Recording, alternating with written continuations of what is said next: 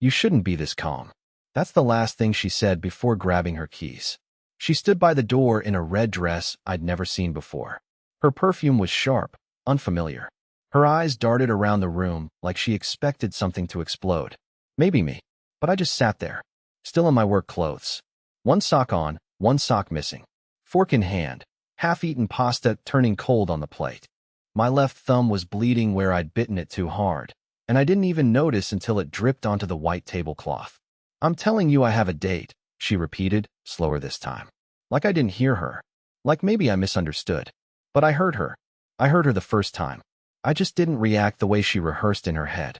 Because that's what this was, rehearsed. I could tell. The way she stood slightly to the left of the door, like she'd practiced the line in the mirror, imagined my meltdown, maybe even picked out which insult would sting the most. But there I was. Still. Silent. Bleeding into my dinner. Say something, she snapped, her voice cracking for just a second. So I did. I reached for the napkin, wiped the blood, and said, "Don't be late." And I swear something broke in her expression. Just for a second. Like glass behind her eyes. She wanted rage. She wanted begging. She wanted to feel important, powerful, even. Instead, I gave her indifference. Because if I didn't, I was going to fall apart right there in front of her. She left without another word. And I finally exhaled. Then I stood up, walked to the bedroom, and opened the drawer she thought I never touched. The one with the envelope. The photos. The receipts. The messages. I knew about her date long before she told me. I just didn't think she'd have the guts to say it out loud. She wanted a reaction. She's about to get one she never expected. I sat on the edge of the bed with that envelope in my lap for a long time. Too long. My hands kept hovering over it like it was some kind of detonator. Like opening it again would make everything more real than I was ready for. But I already knew what was inside. I'd memorized every word, every pixel, every timestamp.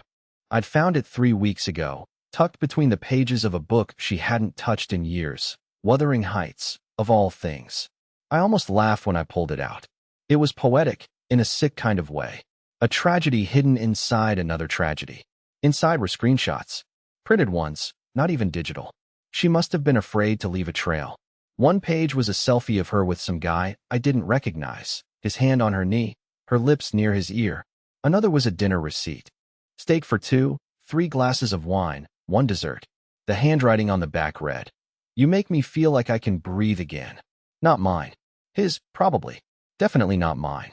There were hotel confirmations, texts with hearts instead of names, one message that read, "If I could freeze time in that room with you, I would." That one stuck with me, because I realized she had frozen time, with him, while I was at home fixing the leaky faucet she kept nagging about. I should have said something when I found the envelope. I should have confronted her, demanded answers, thrown it on the table like a courtroom exhibit. But I didn't. I couldn't. Because a small, stupid part of me thought maybe it was over. Maybe it had been a phase, a mistake, something she regretted and buried like a dead animal under the porch. I wanted to believe that if I just kept pretending nothing happened, it would go away.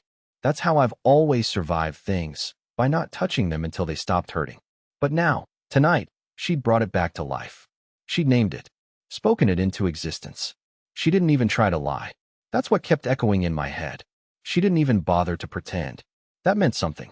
That meant she had already decided I was out of the picture. Or maybe, she thought I'd let myself fade. I laid back on the bed and stared at the ceiling, trying to remember the last time she looked at me like I mattered. I think it was last fall. Maybe earlier. We were in line at the grocery store, and I made a dumb joke about pumpkin spice cereal. She laughed, a real laugh, not the polite one. She touched my arm. That version of her doesn't exist anymore.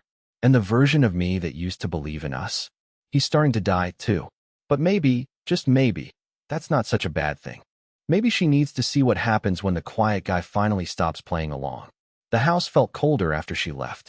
I don't mean that in some poetic, metaphorical way. I mean it literally. She always kept the heat turned up too high, and I always secretly turned it back down when she wasn't looking. Tonight, I didn't touch the thermostat. Let it drop. Let the air bite.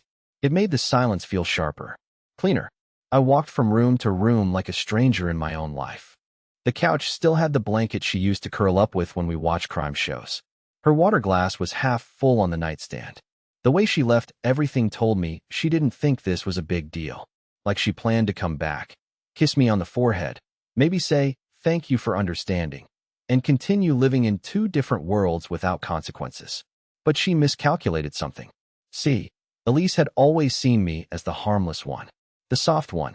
I was the guy who apologized when someone else bumped into me.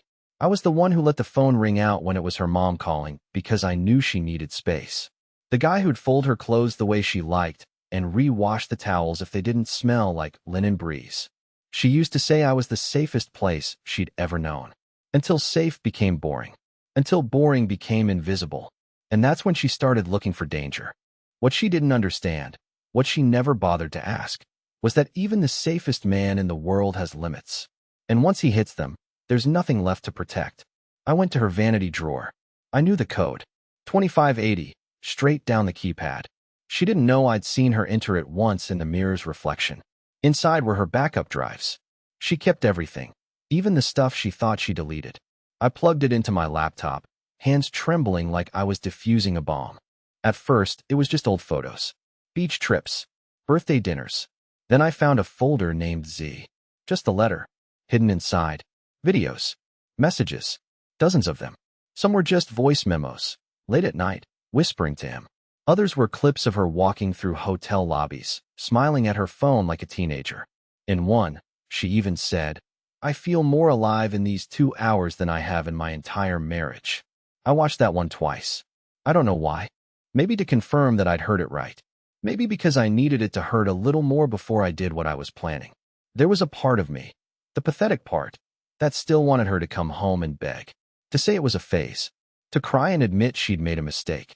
But that hope was shrinking by the second, dying slow and ugly in the back of my throat. So I made a decision. I wasn't going to scream. I wasn't going to hit anything or threaten her or show up at some restaurant like a character from a reality show. I was going to make her feel the one thing she never expected from me. Absence. Not silence. Absence. She had a date tonight. So did I. With freedom. And I was going to make sure she felt every empty inch of it. The first thing I did was pack a bag. Not out of panic. Not because I was running. I wasn't. I was making space. For her. For me. For the new version of us, whatever nightmare shape it had taken now. I stood in the bedroom with the dull yellow light casting shadows across the walls, pulling a worn duffel from under the bed like it had been waiting there for this exact moment. Funny thing is, I didn't even know where I was going yet. I just knew I couldn't be here when she came back smelling like someone else's cologne and pretending it was lavender. I only took what I needed, a change of clothes, laptop, charger, toothbrush. No photo albums. No wedding ring. That stayed right where it was, on the ceramic dish by the sink. Let her see it. Let her feel the weight of something missing. I left a note. Not a dramatic one. Just a piece of printer paper folded in half with 3 words, "I heard you." No name. No punctuation. No emotion. Then I unplugged the coffee maker. She always forgets to. Locked the door and walked out. The night air felt cleaner than it had in months. Or maybe I was just breathing differently now. I didn't even get in my car. I walked. Block after block. No music, no podcasts, just the sound of my shoes on pavement and the occasional dog barking in the distance. The streets were quiet, but my head was chaos. That's when I saw her car. 2 neighborhoods over. Parked in front of a trendy little tapas place. I didn't even mean to find it. It was pure accident. Or fate. Or cruelty. I don't know. There she was. Elise. On the outdoor patio. Red dress. Same one. Her laugh echoing across the sidewalk like it belonged to someone I didn't know. She was sitting across from a man with perfect posture and the kind of jawline that makes you want to disappear into your own neck. I stood behind a tree. Like a stalker. Like a coward. But I didn't move. I couldn't. I watched her smile. Touch her hair. Lean in. And then, she kissed him. Quick. Soft. Familiar. Like she'd done it before. I don't know how long I stood there. Long enough to memorize the way she lit up when she looked at him. The way she never looked at me anymore. I didn't cry. I didn't throw up. I didn't scream. I just turned around and walked away. Because I knew what I had to do next. Something quiet. Something permanent. Something that wouldn't look like revenge from the outside, but would echo in her bones long after I disappeared. Elise thought she was slipping away from me one secret at a time. She had no idea how far I'd already let go. I walked for hours that night, long after the restaurant lights went dark behind me, until my feet hurt and my phone was buzzing with low battery warnings I ignored. The cold air burned my lungs and made my head clear in a way I hadn't felt in years. Every step was like walking out of the old version of me. The version that waited, begged, apologized for everything, folded towels twice because she didn't like the edges. Somewhere between the empty playground and the closed gas station I stopped, sat on a curb, and opened my notes app. My fingers were shaking, but not from the cold. I started typing everything I had never said, every suspicion, every moment I pretended not to notice, every detail from the envelope and the drives and the hotel receipts. I wasn't writing a letter. I was building a record, a map of how she had redrawn my life without telling me. And as I wrote, something strange happened. My shame started to feel like fuel. Like if I could pour it all out in one place, I might finally have some kind of control. I thought about going home, waiting for her, confronting her like a normal person. But the thought of sitting across from her at that kitchen table, her eyes flat, her mouth rehearsed, made my stomach knot. No, that would give her the scene she wanted, the tears, the begging, the drama. She would leave with a story about how her husband finally lost it. She could play victim. Instead, I would vanish from her narrative entirely. Not to scare her, not to punish her, just to take myself back. People think silence is easy. It's not. It's heavier than shouting, heavier than breaking things. But it's also cleaner. As the night got darker, I realized I wasn't afraid anymore. I wasn't even jealous. I was just done. And if I was going to be done, I had to do it properly. Not some half gesture she could fix with a few tears. Something complete. When she came back to that house, she'd find my note, my ring, my absence, and a version of me she could never reconstruct. For the first time in months I smiled, and it wasn't bitter. It was quiet. Because I finally knew how I wanted this to end. Not with shouting, not with revenge, but with her realizing that the safest man she'd ever known had walked out the door without slamming it, and had taken the entire foundation with him. I didn't sleep at all that first night away. I ended up in a small roadside motel 25 miles outside of town, the kind of place where the carpets have no pattern left and the ice machine hums like a confession. I lay on the stiff mattress staring at a water stain on the ceiling that looked like a broken wing, and for the first time since she'd said those words, "I have a date," I felt a strange sort of calm. Not peace, not yet, but a steadiness, like the ground under me had stopped shaking. The next morning, instead of going to work, I drove to the storage unit we'd rented 2 years ago after her mother passed away. I had a spare key. Inside was the life we'd built and then boxed. Old photo frames, kitchen gadgets we never used, and my journals. I hadn't opened them since before the wedding. Reading my own handwriting about how much I loved her, how grateful I was for every small thing, felt like digging up a time capsule of a stranger. But in those pages, I also found my backbone. I'd written back then about the man I wanted to be, patient but not invisible, kind but not disposable. Somehow, I drifted so far from him I didn't even recognize myself anymore. That afternoon I started closing doors quietly, canceled the streaming accounts, moved my direct deposits to a separate bank, emailed the landlord that the lease would end sooner than planned. Each click of the mouse felt like cutting a thread. It wasn't revenge, it was subtraction. I wasn't sabotaging her. I was subtracting myself from the equation she'd been solving behind my back. Meanwhile, her texts began to arrive. At first just question marks, then Lowell, then where are you? She was still out at her date when she saw the empty spaces opening up around her. She must have run back to the house and seen my note. I didn't reply. I just kept driving north with the windows down and the radio off. By the third day, she was calling. By the fourth, she left a voicemail crying. Not the polished cry she used at parties, but the raw one she saved for funerals. She said she didn't understand, that she wanted to talk, that she didn't mean for it to go this far. I listened once, then deleted it. I was learning that silence wasn't just absence, it was an answer. A big, loud one. Every mile I put between us made her voice sound smaller. For the first time, I wasn't the man waiting at home for her to come back. I was the man she was searching for and couldn't find. And that, more than anything, terrified her. As the sun set on the fourth day and I crossed into another state, my phone buzzed again. One last message. Please, come home. I'll explain everything. I stared at the screen for a long time, and instead of feeling vindicated, I felt something heavier. Possibility. Because in that moment I realized I held all the power not to hurt her, but to decide what kind of man I was going to be next. The quiet man. The absent man. Or maybe someone completely new. The kind of man who didn't need to beg or disappear to feel like he mattered. By the 5th day, the messages started sounding like prayers. She wasn't angry anymore. The sharp edge in her voice had dulled into panic, like she finally realized the stillness she once found comforting had turned into a void. And I could tell, from the tone of her texts, the missed calls piling up, that something had shifted. Not in me. In her. Because for the first time, I wasn't chasing. I wasn't standing outside her decisions begging to be let back in. I had become something she couldn't reach. And that scared her more than any argument ever could.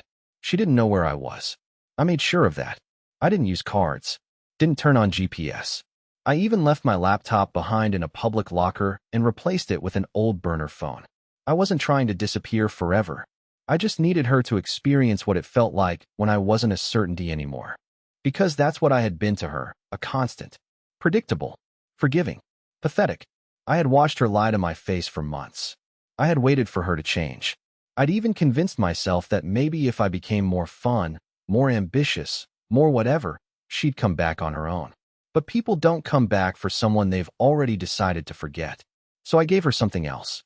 Not punishment, presence. A new version of me that she couldn't explain to herself. No explosion. No scenes. Just the subtle removal of everything that made her feel invincible. And the funny thing is, the more I leaned into that absence, the more I started feeling like someone I recognized. Someone I hadn't been since long before she met that other man. I stayed at a quiet cabin near a lake I used to fish at with my uncle when I was a kid. No signal.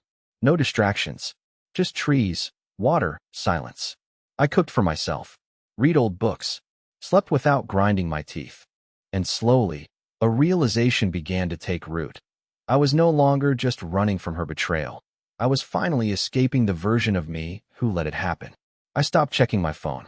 Let the battery die. Let her words fade into unread history. And still, somewhere deep inside, I wondered, did she regret it? Did she tell him? Did she look into his eyes and feel the absence I left behind? A week into my disappearance, I called the landlord. Asked if she'd moved out yet. He told me she hadn't. He said she cried in the hallway the night I left. Said she sat on the stairs for hours. Said she hasn't spoken to anyone since. I thanked him and hung up without another word. I didn't feel triumphant. I didn't even feel satisfied. I just felt free. Because I finally understood something simple and brutal. She didn't destroy me when she told me she had a date.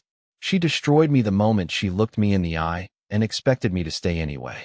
And the man who would have stayed, the one who cooked, waited, forgave, he was gone. In his place was someone quieter and much harder to forget. It was day 11 when I finally turned the phone back on. I didn't rush. I didn't dread it. I just felt ready, like a wound that stopped needing bandages. Over 100 missed calls, dozens of texts, most unread. The last one, from just that morning, was only 4 words. I'm sorry.